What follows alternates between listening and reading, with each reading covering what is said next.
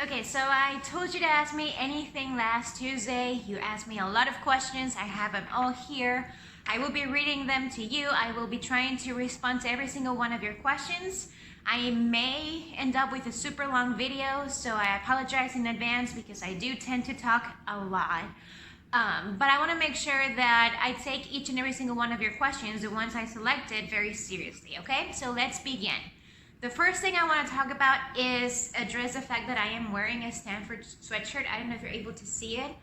And it's not because it is Casual Wednesday. It is because I got this sweatshirt via mail 2 days ago from a former student who got into Stanford. And she and I were working on applications for about 2 years, and she finally got in. And she mailed me this sweatshirt with a very, very sweet note. And I think I'm going to wear this sweatshirt for at least 2 weeks in a row, because I'm so happy for her. And anyway, I just want to honor that and share that with you because it's making me very happy right now. On that note, if you have a professor that's done something nice for you, or that, I don't know, did something meaningful in class or outside of class, make sure that you write them a thank you note. Even if that professor doesn't get back to you, because I do tend to be like that, and it's not because I don't want to get back to people who write me nice emails, it's because I actually don't know what to say. I get so overwhelmed with emotions that I don't know what to how to respond or how to react, but it means the world to me. So if you have done that for me, thank you so much. It is my pleasure to try to be here for you in any way that I can, all right? So let's begin with your questions. Now, the first questions that I have are coming from Alexandra. Alex, great to have you back in class. And you're asking me, will we be doing any work with our projects, or is it all going to be individual? No, I think if you were already exploring Moodle this week, you're going to see that I'm asking you to work in partnerships or in teams of 3. Now, teamwork, I know some of you love it, some of you hate it. Alex, you had an experience with me last semester. For me, that was a wonderful experience. I don't know if you enjoyed that as well, or if you're thinking about replicating what you did last semester. But I do believe, first of all, this is a communication class.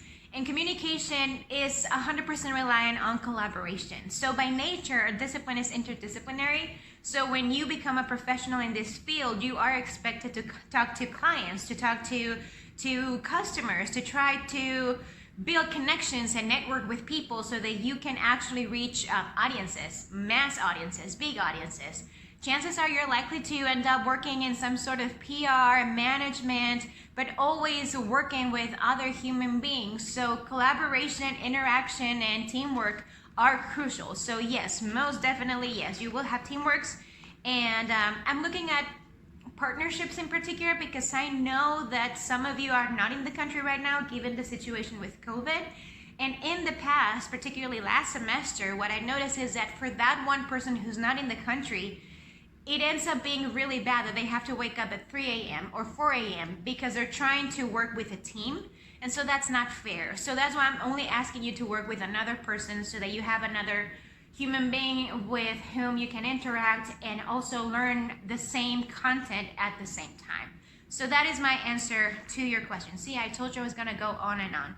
Question number 2, are most of our projects going to be reading and answering questions, or will there be any chances for creative work? Of course there will be chances for creative work. I'm constantly trying to think of ways in which we can incorporate creativity to our assignments. Now, assignments are not just for you. I mean, I do design assignments that will help you learn what I'm trying to teach you, but I also want to design assignments that I actually want to grade. Grading is not fun, especially when you have a class as big as this one. So if you have any ideas of creative work, I know Alex, you had some very specific ideas last semester, by all means send them to me. You may end up with a lot of money and you may end up managing to get out of any week of assignments because you allowed me or collaborated with me, on designing a particular week forum or anything else that comes to mind. So those are Alex's questions. Emery, hi Emery, great to have you back again. If we want to collaborate on an assignment with a friend and make a podcast, will that be a possibility? Yes, absolutely. So for next week, I'm expecting you to actually collaborate with a partner and do a Zoom interview. Now, I will talk about that interview in a different video, but do think of that interview as a casual conversation. It shouldn't be rigid. It shouldn't be hard to watch. It should be more like an interaction and two people engaging with whatever it is that you learned this week from the materials that I posted. Are there any books that you would recommend? Yes, absolutely. I have my list with you right here. So the number one book that I would recommend is Disability Visibility is right here. It's an excellent book that addresses just how much we don't think about people with disability. This is How to Be Less Stupid About Race. If you want to get a better understanding of what's going on and why we are where we are at in terms of racial tensions, that's a great book, especially if you're not from here or you are not fully familiar with the history of the United States. And if you want to know like specifically how that history relates to gender and race, this is another excellent book, Mediocre. So these are books that I highly recommend. I love to read, as you can probably tell. So yeah, start there. And also, these are great reads. You'll finish them in a week if you are an avid reader. Now, Alexa is asking me, would there be any way to streamline or open other means of communication? Because she wants to get to know more people in this class. Yes, I actually addressed this earlier today. I sent you an email. There's something that I call media blogs on Moodle. My hope is that you're able to engage and open conversations. I noticed that many of you got very into the narcissism conversation. So if you feel inspired by that, by all means, open a discussion topic, talk to other people, engage with others. If you read an entry that really catches your attention, make sure that you try to find the email of that person and email them. But like, socialize as much as you can. We are living times of weird isolation. So whenever you have a chance, take it, okay? Because that's important. Number two, what inspired you, enabled you to learn and utilize trauma-informed pedagogy? Personal experience. Now, in week 8 or 9, we're going to talk about narcocultura, and I'm going to get very serious, and I'm going to share personal experiences with the cartels in Mexico and how I became a survivor of that kind of violence. A lot of people know this about me. A lot of people don't know this about me. But after having experienced that kind of trauma and having to migrate to the States and then being confronted with the brutality of academia, and you don't usually think of academia or education as something that will brutalize you, I was shocked. And so I think that I just don't want my students to go through the kinds of experiences that I went through as a student in the United States, as an international student, as a foreign student, as a student of color. So I think that truly inspired me to try to learn more inclusive ways of engaging and ways of teaching that would truthfully allow me to see students as people with struggles, with trauma, with issues. Anyway, I think that's what inspired me. Her follow-up question is there any way or any recommendations you can have to share with other educators? No. Now, I've been very real in the past, and I'm real with my students. I haven't taught in person, but if you were able to be in a classroom with me, I was always a straight shooter, and I told you what I saw. And what I see is my students inspire me. This generation inspires me. Millennials and Gen Z are a generation that have faced so many doors that are shut and so many no's and so many, well, that's not how we do things. And I think both millennials and Gen Zs are like, well, that's just not a great answer, right? The fact that this is how you've done things in the past is no excuse to continue to do things in this way. But when it comes to other generations and colleagues, I don't feel as inspired. So first of all, I would never tell you to try to go and convince another person on how to do their jobs. I think change needs to come from within. And I think once people realize, or if something happens in their lives that makes them change or shift their paradigms about how they're teaching, that's when they're going to get that training. Otherwise, it's just not going to work. So no, unfortunately, I don't have any recommendations. Now, Soren, is that how you pronounce your name? I want to know, so please let me know. She's asking me, what's the most important thing for us to do in order to succeed in this class? Honesty. Honesty. One of the most common misconceptions about me is that because I'm friendly and approachable, I will give you a grade just for showing up, and that's not true.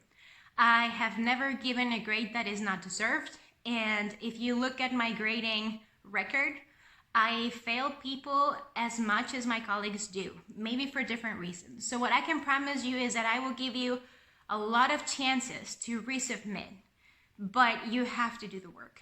There's no way around it, and I can't do the work for you.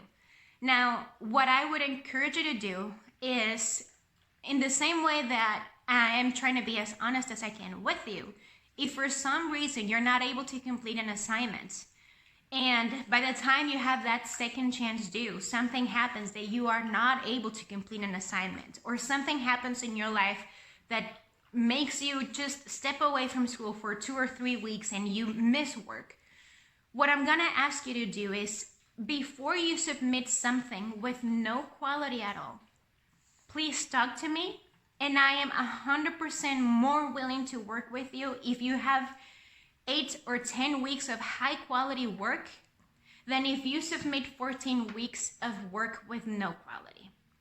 If I start reading your entries and I notice that consistently you're submitting something that is notoriously not engaging with what I'm giving you, I'm not gonna work with you. I will take that as a sign of disrespect because you will be wasting my time. So don't do that. That is the only thing, that is probably the only universal rule that I have for my classes. And this is kind of a big one, she says, but what kind of or part of media do you think is most important to be critical of? All of it. I don't know if you've taken Introduction to Media. This is another class that I teach. If you haven't taken it already, please take it next semester. But we talk about that. Media is everything from the news industry, Netflix, social media, books are form of media, newspapers. Those are still a thing for other generations, right? So every media has to be criticized and scrutinized, and it's always about the money. This is the number one thing I tell my students. Media is business, and follow the money and you will have a lot of answers. Kate is asking me, what are your ferrets' names? Beans and Toast. So I was very hungry when I got them. And the thing about me is that I should never be allowed in a pet store by myself unsupervised because I end up with pets. That's how I got them. Somebody else asked me that question. How do you end up with ferrets? Well, I mean, I was left unsupervised and the possibilities are endless. So anyway, I don't regret them. They're great pets, but they are a lot of work. Jessica is asking me, what made you want to study communication? Well, I have a brother. He is 10 years older than I am. And growing up, he was bigger, he was stronger, he was older, and he was a man. So in Mexico, he had a lot of privilege. So I noticed that when I was 4 or 5 years old, I had a way with words and storytelling and controlling the narrative and framing things that allowed me to get my way, even though I was the youngest and weakest one. So I think I just embraced my talent. And I decided to just take communication. I am very talented when it comes to words. I can get myself into all kinds of trouble, but I'm also very talented at getting myself out of trouble just using words. So I don't know, that's how I ended up here. What is something that you love about the field and something that you dislike? Very quickly, things I love, you will never get bored. Communication is so rich, whether that's oral communication, written communication, visual communication. It always changes, and it's just, I mean, it's so rich. There's so many things you can do with it. Things that I hate about it, the National Communication Association is very problematic. That is the institution that governs communication in the United States. I have all kinds of issues with it. I've been critical of it for years. I've decided not to attend that conference, even though I presented pretty much every other communication conference that there is, because I don't agree with their practices. I think that they tokenize people of color, women, and other minority communities, and yeah, I don't like that. I don't think that goes in line with what we say we do as communicators. Is there a hobby outside of work that you discovered and a hobby that I developed during quarantine? I boxed for a long time now. Because I was stuck here due to quarantine, I ended up buying a punching bag, a speed bag. So I think I now have more boxing equipment at my actual gym. I think that by the time they reopen, people are gonna have to come here and exercise because my gym is better. But anyway, yeah. And when it comes to other things that I developed, no, I think I just ate. That's what I've been doing in the last year, eating and boxing. That's what I do. Do you have a favorite TV show? No, but tell me what's yours, and I'm sure I will be able to ruin it. That's what I do. You're welcome. Also, I'm so glad you're in this class. You mentioned you also have dogs. What are their names? Hija and Rana. Now, Hija is my tiny Chihuahua. She's actually coming from Chihuahua, Mexico, which is where I'm from. So I have a Chihuahua from Chihuahua. And Rana is a poodle mix. She's also a certified service dog because I do struggle with mental illness. That's something that I'm very open about. That's something that I embrace. And yeah, those are my two dogs, and they're not happy with the ferrets, if you're wondering. Now, Emily is asking me, how much time a week should I plan to devote to this class? That's a tricky question. It depends on how familiar you are with media. It depends on how familiar you are with issues of representation. It depends on how able you are to focus on a reading, right? If you have a job and you're tired, you're not going to read as fast as if you are devoted entirely to college work.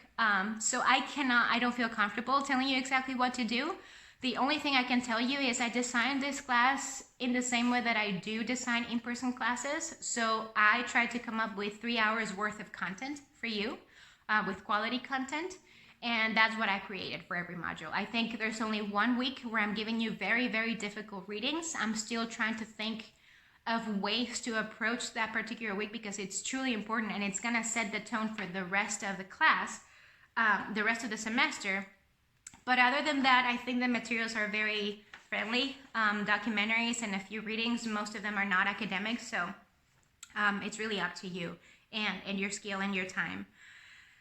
What is your advice on how to succeed and get the most out of this class? Well, if I had to ask you for something, I would ask for the same level of respect and empathy that I am willing to extend to you.